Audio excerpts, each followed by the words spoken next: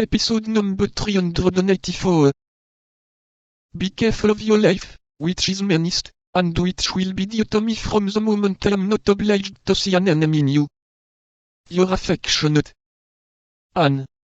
Buckingham collected all his remaining strength to listen to the reading of the letter. Then, when it was ended, as if he had met with a bit of disappointment, he asked, "Have you nothing else to say to me by the living voice, Leopold?" "The Queen charged me to tell you to watch over yourself, for she had advised that your assassination would be attempted." "And is that all, is that all?" replied Buckingham, impatiently. "She likewise charged me to tell you that she still loved you." "Ah," said Buckingham, "God be praised. My death, then, will not be bitter as the death of a stranger." Leopold burst into tears. "Patrick," said the Duke, "bring me the casket in which the diamond studs were kept." Patrick brought the object desired, which Leopold recognized as having belonged to the Queen. Now the sent bag of white satin, on which a cipher is embroidered in pearls. Patrick again obeyed.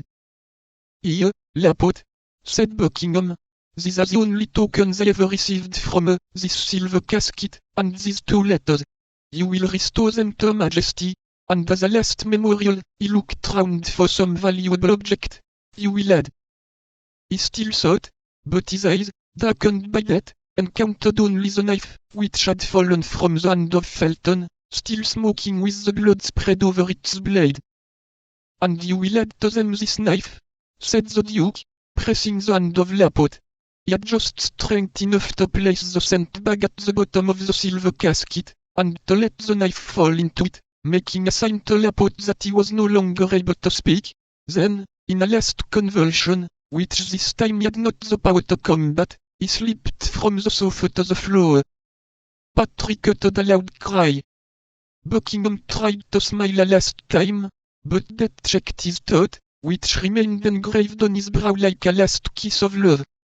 At this moment the Duke's surgeon arrived, quite terrified. He was already on board the Admiral's ship, where they had been obliged to seek him. He approached the Duke, took his hand, held it for an instant in his own, and letting it fall, "All is useless," said he. "He's dead." "Dead, dead," cried Patrick. At this cry all the crowd re-entered the apartment, and throughout the palace and town there was nothing but consternation and tumult. As soon as Lord de Winter saw Buckingham was dead, he ran to Felton, whom the soldiers still guarded on the terrace of the palace. "Wretch," said he to the young man, who since the death of Buckingham had regained that coolness and self-possession which never after abandoned him. "Wretch, what have you done?